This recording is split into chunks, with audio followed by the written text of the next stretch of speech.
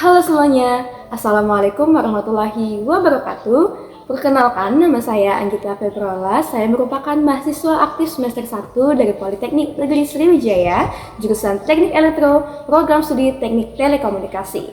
Saya dari kelas 1 TA dengan NIM 062530330705. Di sini saya akan mempresentasikan proposal penelitian guna memenuhi tugas akhir mata kuliah Bahasa Indonesia dengan dosen pengampu Pak Anzaz Rua Usmana, MPD.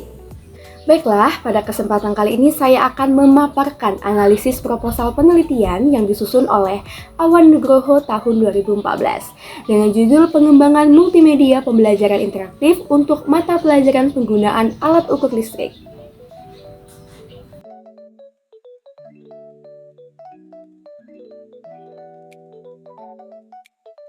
Baiklah, pertama saya akan mulai dari latar belakang penelitian.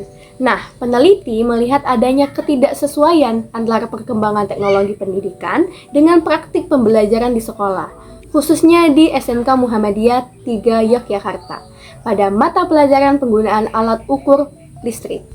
Berdasarkan hasil observasi saat kegiatan PPL, peneliti menemukan bahwa proses pembelajaran masih bersifat konvensional. Guru lebih banyak menggunakan metode ceramah, media yang digunakan hanya papan tulis dan pembelajaran berlangsung dalam durasi yang cukup panjang, yaitu 6 jam dalam satu hari. Nah, akibat dari kondisi tersebut, siswa menjadi cepat jenuh, konsentrasi menurun, dan berdampak langsung pada hasil belajar siswa. Hal ini dibuktikan dengan data hanya 4 dari 32 siswa yang mampu mencapai kriteria ketuntasan minimal. Jadi, dari permasalahan inilah peneliti beranggapan bahwa diperlukan inovasi media pembelajaran, khususnya multimedia pembelajaran interaktif, sebagai solusi untuk meningkatkan motivasi dan pemahaman siswa.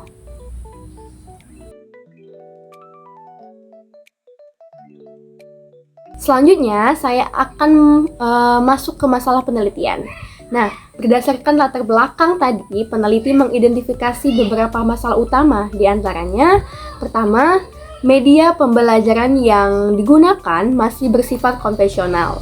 Kedua, guru belum memanfaatkan media berbasis komputer dalam pembelajaran. Ketiga, jam pelajaran yang panjang membuat siswa sulit fokus.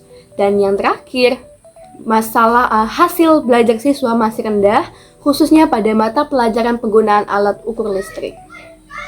Dari identifikasi tersebut, peneliti kemudian merumuskan 2 pertanyaan penelitian, yaitu pertama, bagaimana model multimedia pembelajaran interaktif yang tepat untuk mata pelajaran penggunaan alat ukur listrik. Pertanyaan kedua, bagaimana tingkat kelayakan multimedia pembelajaran interaktif tersebut digunakan dalam proses pembelajaran.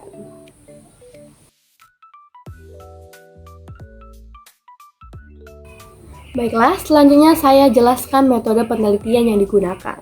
Penelitian ini menggunakan jenis penelitian dan juga pengembangan atau Research and Development dengan model pengembangan IDDIE. Model IDDIE ini terdiri dari beberapa tahap. Tahap pertama adalah analisis, di mana peneliti menganalisis kebutuhan pembelajaran, kurikulum, serta karakteristik siswa. Tahap kedua adalah desain, yaitu tahap perancangan multimedia, mulai dari alur materi, tampilan, hingga struktur navigasi. Tahap ketiga adalah development dan implementation. Pada tahap ini, multimedia mulai dibuat dan diuji coba. Dan tahap terakhir adalah evaluation, yaitu penilaian kelayakan multimedia oleh ahli materi, ahli media, dan juga siswa. Subjek penelitian terdiri dari ahli materi, ahli media, dan siswa kelas 10 teknik instalasi tenaga listrik. Teknik pengumpulan data dilakukan melalui wawancara, observasi, dan angket, sedangkan analisis data menggunakan statistik deskriptif.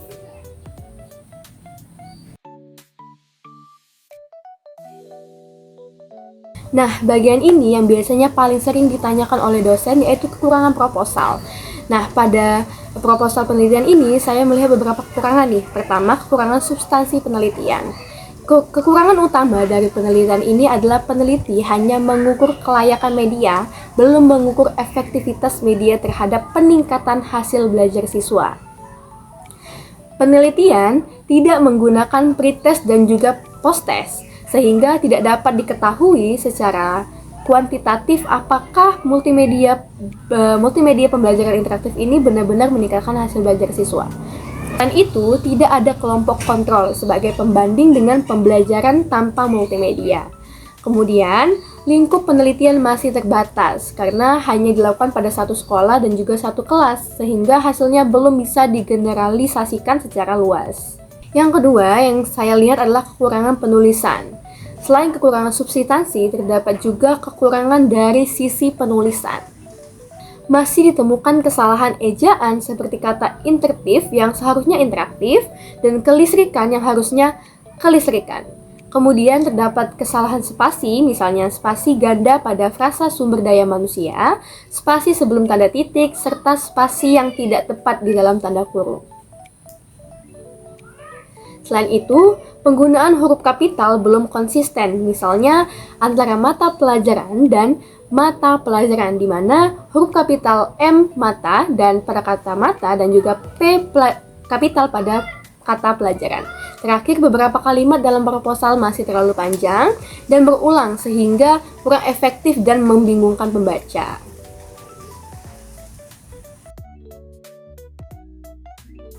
Sebagai kesimpulan, proposal penelitian ini relevan dan sistematis serta menggunakan metode pengembangan yang sesuai dengan tujuan penelitian. Namun demikian, proposal ini masih memiliki keterbatasan pengujian, efektivitas pembelajaran dan ketelitian penelitian sesuai kaidah KBBI. Meskipun begitu, produk multimedia yang dikembangkan di sini dinilai layak dan dapat digunakan sebagai media pembelajaran alternatif di SMK, khususnya pada mata pelajaran penggunaan alat ukur listrik. Demikianlah presentasi proposal penelitian dari saya. Terima kasih atas perhatiannya. Lebih dan kurang saya mohon maaf. Wassalamualaikum warahmatullahi wabarakatuh.